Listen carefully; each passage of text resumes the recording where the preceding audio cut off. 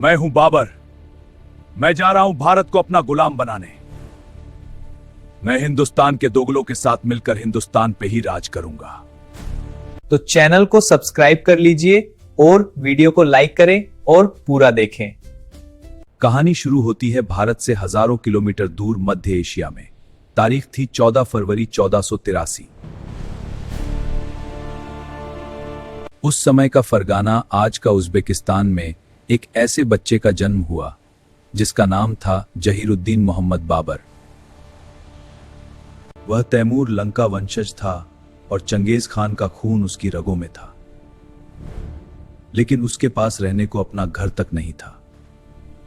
कभी वह समरकंद जीतता तो फरगाना हाथ से निकल जाता, फरगाना बचाने जाता तो समरकंद छीन जाता। हालात यह थे कि एक वक्त ऐसा आया जब इस राजकुमार के पास न सिर छिपाने को छत थी, न सैनिकों को खिलाने के लिए रोटी। वह काबुल की पहाड़ियों में अपनी किस्मत को कोस रहा था, लेकिन बाबर के पास एक चीज थी जो उसे बाकी लुटेरों से अलग बनाती थी। उसे पता था कि काबुल की सूखी रोटियों से पेट नहीं भरेगा। उसकी नजर दक्षिण की ओर थी, उस जमीन पर जिसे दुनिया सोने की चिड़िया कहती थी, हिंदुस्तान। अब जरा कैमरा घुमाते हैं दिल्ली की तरफ। यहां लोदी वंश का राज था और सुल्तान की गद्दी पर बैठा था इब्राहिम लोदी।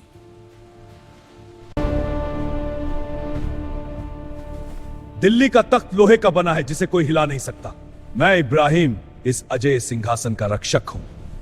लेकिन उसे नहीं पता था कि लोहे को काटने के लिए जंग उसी के घर में लग चुकी है। इब्राहिम लोदी की ज्यादतियों से तंग आ चुका हूं। हम मिलकर इस सुल्तान को हटाना होगा। यह पत्र दिल्ली के अमीरों को भेजा जाएगा। ठीक है, लेकिन सावधानी बरतनी होगी। हाँ। इब्राहिम लोदी से तंग आकर पंजाब के गवर्नर दौलत खान लोदी और इब्राहिम के अपने चाचा आलम खान ने एक भयानक साजिश रची। उन्हें लगा कि बाबर एक लुटेरा है। वह आएगा, इब्राहिम लोदी को मारेगा, दिल्ली को लूटेगा और वापस काबुल भाग जाएगा। फिर दिल्ली की गद्दी इन दोनों की होगी। यही वह टर्निंग पॉइंट था जहां भारत की तकदीर पलट गई। उन्होंने बाबर को खत लिखा, आइए, हिंदुस्तान आपका इंतजार कर रहा है। यह खत नहीं बल्कि भारत की गुलामी का इनविटेशन कार्ड था। बाबर तो बस मौके की तलाश में था। उसे तो अंधा क्या चाहे दो आंखें वाली स्थिति मिल गई। साल 1526, धूल भरी आंधी, पानीपत का मैदान सज चुका था। एक तरफ इब्राहिम लोदी की विशाल फौज, 1 लाख सैनिक, दूसरी तरफ बाबर के सिर्फ 12,000 सैनिक थे। बाबर की हार तय थी। 1 लाख के सामने 12,000 क्या ही टिकते हैं, लेकिन युद्ध भीड़ से नहीं दिमाग से जीते जाते हैं। बाबर अपने साथ एक ऐसा ब्रह्मास्त्र लाया था जिसे हिंदुस्तान ने पहले कभी नहीं देखा था, बारूद और तन। बाबर ने अपनी फौज को तुगलमा नीति से सजाया। उसने अपनी सेना को अर्धचंद्राकार शेप में फैला दिया। बीच में बैलगाड़ियों को चमड़े की रस्सियों से बांधकर एक दीवार बना दी ताकि लोदी के हाथी सीधे हमला ना कर सकें। और उन बैलगाड़ियों के बीच में छिपा दी अपनी मौत की मशीनें यानी तोपें। 21 अप्रैल की सुबह जैसे ही लोदी की सेना आगे बढ़ी, उसे लगा कि वह बाबर को कुचल देगी। हाथियों की चिंगार से आसमान गूंज रहा था, लेकिन तभी बाबर की तोपों ने आग उगलना शुरू किया। भारत के हाथियों ने इससे पहले सिर्फ तलवारों की खनक सुनी थी, बारूद के धमाके नहीं। तोपों की उस भयानक आवाज और आग को देखकर लोदी के हाथी अपनी ही सेना पर पलट गए। वे अपने ही सैनिकों को पैरों तले रौंदने लगे। लोदी की 1 लाख की भीड़ में भगदड़ मच गई। जो हाथी लोदी की ताकत थे, वही उसकी कमजोरी बन गए। दोपहर होते होते हिंदुस्तान का सुल्तान इब्राहिम लोदी युद्ध में मारा गया। उसकी लाश के साथ ही दिल्ली सल्तनत का अंत हो गया। युद्ध जीतने के बाद बाबर ने खजाना खोल दिया। उसने अपने हर सैनिक को, यहां तक कि काबुल की जनता को भी चांदी के सिक्के बंटवाए। लोगों ने खुश होकर बाबर को कलंदर की उपाधि दी। हाँ, तुम हमारे कलंदर हो। धन्यवाद मेरे प्यारे भाई बहनों। बाबर लूट कर चला जाएगा। अब बाबर के जाने का इंतजार कर रहे थे, लेकिन बाबर गया नहीं और यहीं बस गया। बाबर लूट कर चला जाएगा, हमने सोचा था। हाँ, लेकिन अब हम उसके जाने का इंतजार कर रहे हैं। कब जाएगा ये आक्रमणकारी? लेकिन बाबर ने दिल्ली के तख्त पर बैठकर मुस्कुराते हुए ऐलान कर दिया, अब काबुल की गरीबी और ठंड में वापस जाने का मेरा कोई इरादा नहीं है। जब बाबर ने यह कहा हिंदुस्तान अब मेरा है, यह सुनते ही भारत के राजाओं के पैरों तले जमीन खिसक गई। साल 1530 में बाबर की मौत हो गई और दिल्ली की गद्दी पर बैठा उसका 23 साल का बेटा नसीरुद्दीन हुमायूं। नस्म दिली दारिस्तुद्दी का कवारिस हूं। हुमायूं अफीम के नशे में मस्त रहता था। अब एंट्री होती है भारतीय इतिहास के सबसे चालाक और दमदार किरदार की, फरीद खान, जिसे दुनिया शेरशाह सूरी के नाम से जानती है। शेरशाह सूरी कोई शाही खानदान का नहीं था। यह एक मामूली अफगान जागीरदार का बेटा था। अपनी योग्यता और परिश्रम से उसने दिल्ली का सुल्तान बनकर इतिहास रचा। शेरशाह सूरी, जिसने मुगलों की फौज में एक साधारण सिपाही की तरह नौकरी की थी, उसने मुगलों को बहुत करीब से देखा था। ये मुगल अभी नया नया गोश्त खा रहे हैं, इन्हें भारत से खदेड़ना मेरे बाएं हाथ का खेल है। हुमायूं अपने ऐशो आराम में डूबा था। उसे लगा कि शेरशाह तो एक छोटा मोटा बागी है, लेकिन यह छोटा बागी अंदर ही अंदर अपनी ताकत बढ़ा रहा था। उसने बिहार पर कब्जा किया और फिर बंगाल की तरफ बढ़ा। साल 1529 हुमायूं की नींद टूटी और वह अपनी फौज लेकर शेरशाह को सबक सिखाना होगा। दोनों सेनाएं चौसा बिहार के मैदान में आमने सामने थी। शेरशाह सूर्य लोमड़ी जैसा चालाक था। उसने हुमायूं पर तुरंत हमला नहीं किया। वह इंतजार करता रहा बारिश का, और फिर हमला किया। जैसे ही बरसात शुरू हुई, मुगलों का कैंप जो नदी के किनारे निचले इलाके में लगाया गया था, पानी में डूबने लगा। उनकी तोपें कीचड़ में फंस गई, बारूद भीग गया। बस फिर क्या था? शेरशाह ने रात के अंधेरे में भूखे भेड़िए की तरह हमला कर दिया। मुगल सेना गाजर मूली की तरह काटी गई। बादशाह सलामत अपनी जान बचाने के लिए घोड़े समेत गंगा नदी में कूद गए। तैरना आता नहीं था, डूबने ही वाले थे कि एक निजाम नाम के भिशती ने उन्हें अपनी मशक हवा भरी हुई चमड़े की थैली के सहारे बचा लिया। सोचिए, जिस मुगल ने भारत को जीतने का दम भरा था, आज उसकी जान एक चमड़े की थैली पर टिकी थी। जान बचाकर आगरा भागा, लेकिन शेरशाह रुकने वाला नहीं था। अगले ही साल 1500 में बिलग्राम कन्नौज में फिर युद्ध हुआ। इस बार हुमायूं के पास ना तोपें थी ना हौसला। शेरशाह ने उसे ऐसी पटकनी दी कि हुमायूं को ना सिर्फ दिल्ली बल्कि पूरा हिंदुस्तान छोड़कर भागना पड़ा। भारत में मुगल साम्राज्य का दी एंड हो चुका था। 15 साल तक भारत पर शेरशाह सूरी और उसके वंशजों का राज रहा।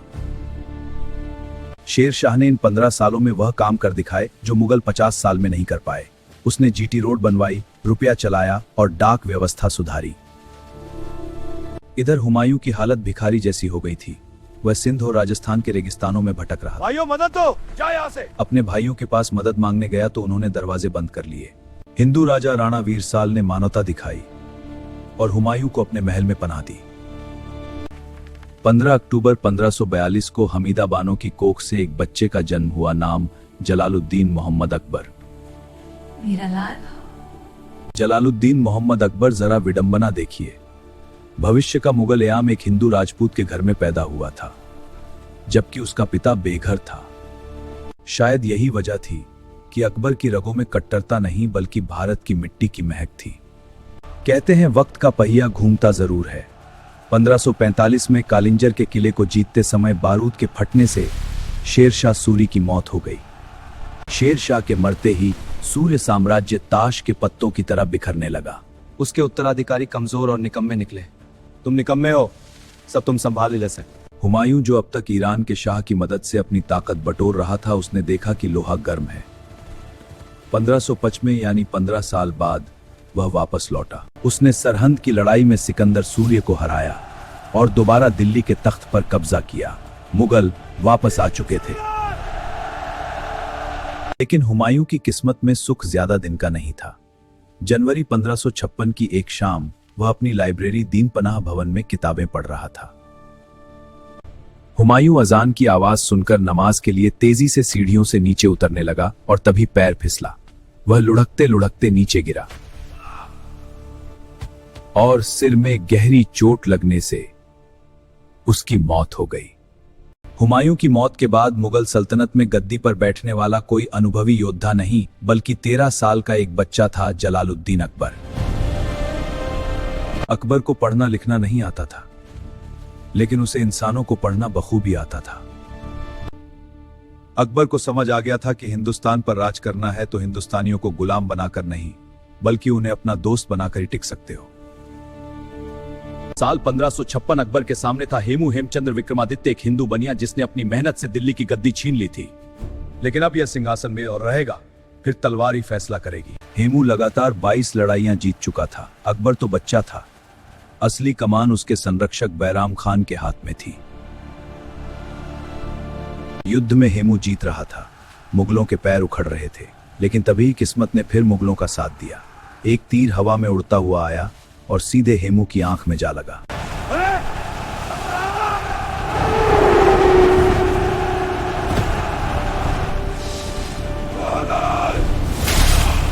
हेमू हाथी से गिरा और उसकी सेना में भगदड़ मच गई। बैराम खान ने मौके का फायदा उठाया और हेमू का सिर काट दिया। अकबर जीत गया, लेकिन इस जीत ने उसे एक बहुत बड़ी सीख दी। हर बार किस्मत साथ नहीं देगी। इस देश में टिकना है तो राजपूतों से दोस्ती करनी होगी। अकबर ने देखा कि राजपूत शूरवीर हैं, वे सिर कटा सकते हैं लेकिन झुका नहीं सकते। इन्हें अपना रिश्तेदार बनाना लो। यहीं से शुरू हुई मुगलों की वैवाहिक कूटनीति। अकबर ने आमेर के राजा भारमल की बेटी जोधाबाई से शादी की।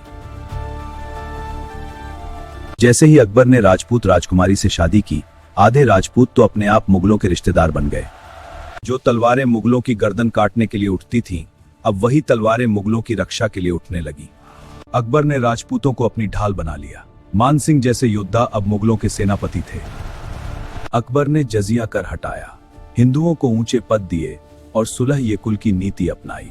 लोग कहने लगे मुगल तो परदेसी थे, लेकिन अकबर तो अपना लगता है। बस यही वह सॉफ्ट पावर थी जिसने भारत को मानसिक रूप से गुलाम बना लिया। 1605 में अकबर की मौत के बाद उसका बेटा सलीम जहांगीर तख्त पर बैठा। सलीम जहांगीर को सल्तनत चलाने से ज्यादा शौक चित्रकला, शराब और अपनी पत्नी नूरजहां का था। शासन की असली चाबी नूरजहां के पल्लू में बंधी थी। जहांगीर खुद को बहुत बड़ा न्यायप्रिय मानता था। उसने आगरा के किले में सोने की जंजीरें अदल लटकवाई थी। किसी को भी दिक्कत हो, घंटी बजाओ, बादशाह खुद आएंगे। लेकिन उसे खबर ही नहीं थी कि उसके साम्राज्य की नींव में दीमक लगनी शुरू हो गई है। 1608 में कैप्टन हॉकिंस और बाद में सर थॉमस रो अंग्रेज उसके दरबार में आए। हुजूर, हम तो बस छोटे मोटे व्यापारी हैं, थोड़ा मसाला बेचने दीजिए। जहांगीर को लगा कि यह गोरे लोग क्या ही बिगाड़ लेंगे। उसने उन्हें व्यापार करने की इजाजत दे दी। सूरत में फैक्ट्री लगाने की परमिशन दी। यही वह गलती थी जिसे इतिहास कभी माफ नहीं करेगा। जिस ईस्ट इंडिया कंपनी को जहांगीर ने दुकान खोलने की जगह दी, वह आगे चलकर पूरा भारत ही हड़प लेगी। जहांगीर के बाद 1627 में गद्दी पर आया शाहजहां। इसे इंजीनियर बादशाह कहिए तो गलत नहीं होगा। शाहजहां ने अपनी बेगम मुमताज की याद में ताजमहल बनवाया, दिल्ली में लाल किला खड़ा किया और जामा मस्जिद बनवाई। शाहजहां ने दुनिया का सबसे महंगा सिंहासन तख्त-ए-ताउस मयूर सिंहासन बनवाया, जिसमें बेशकीमती कोहिनूर हीरा जड़ा था। शाहजहां ने भारत को सुंदर तो बनाया, लेकिन अंदर से खोखला कर दिया। वह अपनी शान और शौकत में इतना मगन था कि उसे पता ही नहीं चला कि उसका अपना ही बेटा उसके खून का प्यासा हो चुका है। शाहजहां के 4 बेटे थे, दारा शिकोह, औरंगजेब, शुजा और मुराद। मैं चाहता हूं कि दारा शिकोह राजा बने, जो अकबर जैसा उदार है। लेकिन यह फैसला मुझे मर गई। तुम्हें यह स्वीकार करना होगा।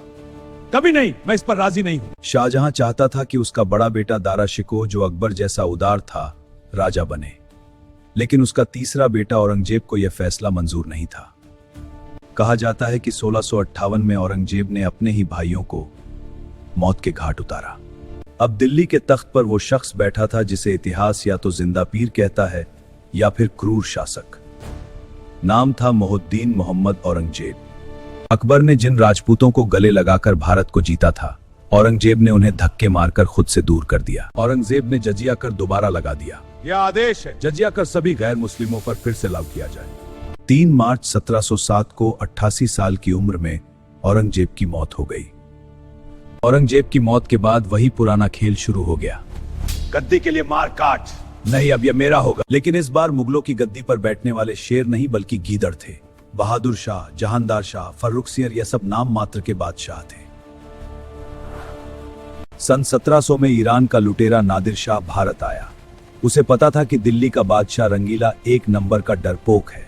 पर पोखला, दिल्ली तुम्हारी नहीं रही। करनाल के युद्ध में नादिर शाह ने मुगलों को सिर्फ 3 घंटे में हरा दिया। मुगल फौज सरेंडर कर चुकी थी। नादिर शाह दिल्ली में घुसा। उसने 57 दिनों तक दिल्ली को लूटा और कत्लेआम मचा दिया। नादिर शाह जाते जाते अपने साथ शाहजहां का बनवाया हुआ मयूर सिंहासन और कोहिनूर हीरा भी ले गया। मुगलों की इज्जत, दौलत और ताकत सब कुछ लूट चुका था। अब बादशाह सिर्फ लाल किले का कैदी बनकर रह गया था। मुगलों की कमजोरी का असली फायदा उठाया उन व्यापारियों ने जो तराजू लेकर आए थे, लेकिन अब तलवार उठा चुके थे।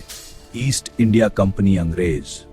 1857 की क्रांति के साथ मुगलों का आखिरी बादशाह बहादुर शाह जफर 82 साल का एक बूढ़ा शायर। विद्रोहियों ने उन्हें अपना नेता चुना, लेकिन अंग्रेजों ने इस विद्रोह को कुचल दिया। बहादुर शाह जफर को हुमायूं के मकबरे से गिरफ्तार किया गया और रंगून म्यांमार की जेल भेज दिया गया। जेल की कैद में जफर ने अपनी आखिरी गजल लिखी थी। कितना है बदनसीब जफर दफन के लिए, 2 गज जमीन भी ना मिली कुएं यार में। 1862 में जफर की मौत के साथ ही बाबर द्वारा 1526 में जलाया गया मुगलों का दीपक हमेशा के लिए बुझ गया। बाबर की तोपों से शुरू हुई यह दास्तान अकबर की नीतियों से परवान चढ़ी। शाहजहां की शान में चमकी, लेकिन औरंगजेब की कट्टरता और बाद के बादशाहों की अय्याशी में डूब गई। उम्मीद है कि आपने वीडियो को अंत तक देखा होगा और आपको पसंद भी आया होगा। तो वीडियो को लाइक करें और चैनल को सब्सक्राइब करना ना भूलें।